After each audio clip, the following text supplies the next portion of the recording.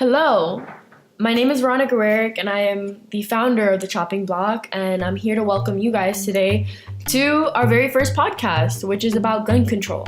So let's get straight into it. Here's some background information. Guns have been around since 1364, with the first recorded use of a firearm. Though great power comes great responsibility to avoid great corruption. That being said, since 2013, there have been 312 school shootings alone.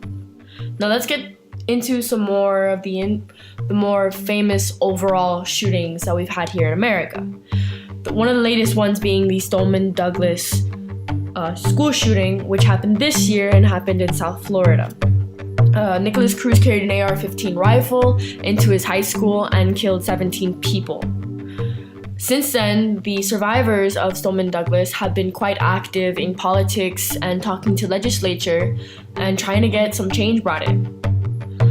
Moving on, there's the Las Vegas shooting, which happened last year in 2017, where an older gentleman shot into a crowd of 22,000 people who were going to a country concert in Las Vegas. He ended up killing 58 people, which I believe remains the deadliest shooting in America to date. There was the Pulse nightclub shooting, which happened in 2016. This happened in Orlando. Omar Mateen opens fire inside Pulse, which was a gay nightclub, and killed 49 people and then injured, I believe, 50 more. Then there was the Virginia Tech shooting, which was in 2007. I know, quite a jump, but this was a big shooting of the time and did remain so for a good decade and still is. This is where a 23-year-old student named Swang Hu Cho went on a shooting spree at his university and killed 32 people. This one was quite prevalent because he had shown symptoms of suicidal tendencies and suicidal thoughts. It was written down, and when this happened, it was brought to light, and that's what brought the mental health platform onto the gun control talks about like background checks and whatnot.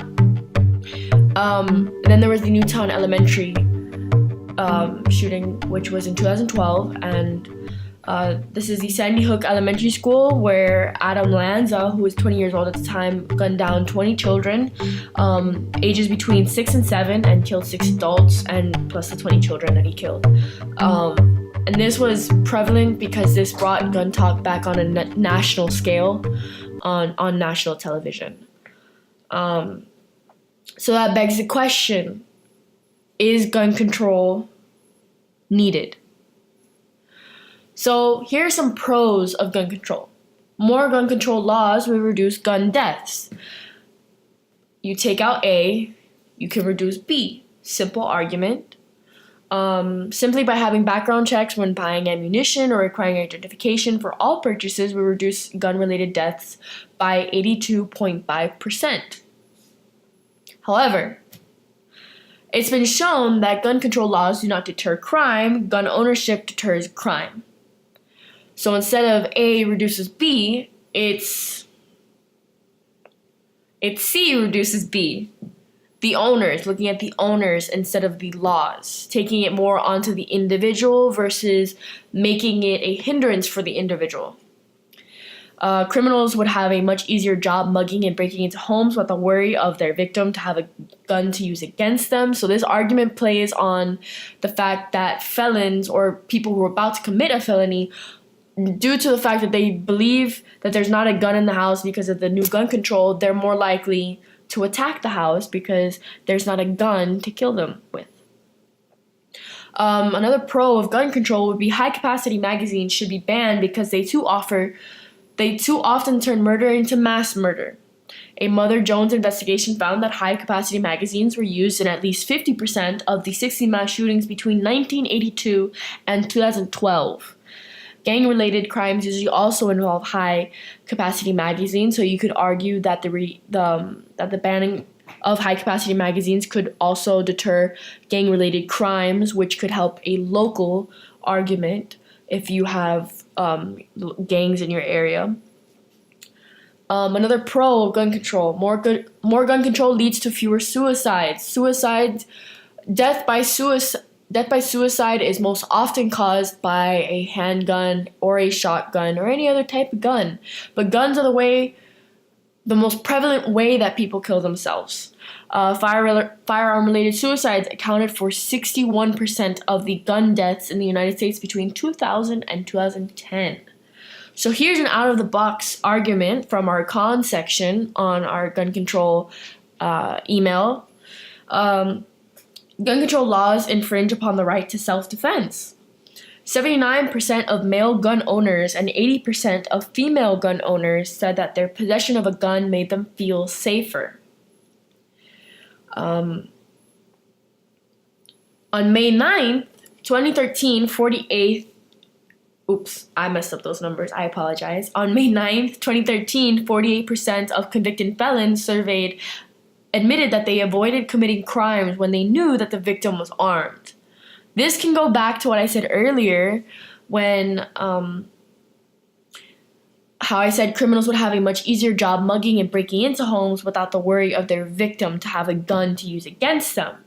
It's the same feeling, like if you're a robber and you're going into a house, would you rather the person you're robbing have a gun or not have a gun when you're arming them? I mean, that seems like a pretty self-explanatory answer. So yeah. You could counter my argument. Just a reminder, the argument is that gun control laws infringe upon the right to self-defense and that people, both male and female, feel safer when they have a gun. That's the argument. So a counter argument to that would be guns are rarely used in self-defense.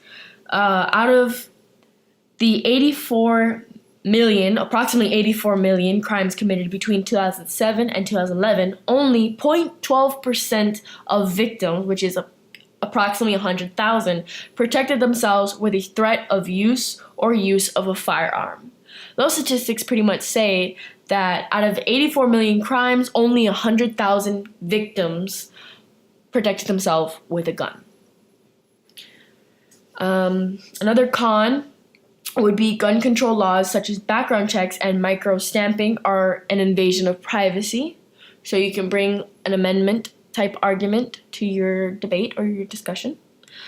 So continuing on to our more formal section of arguments and counter-arguments in our email.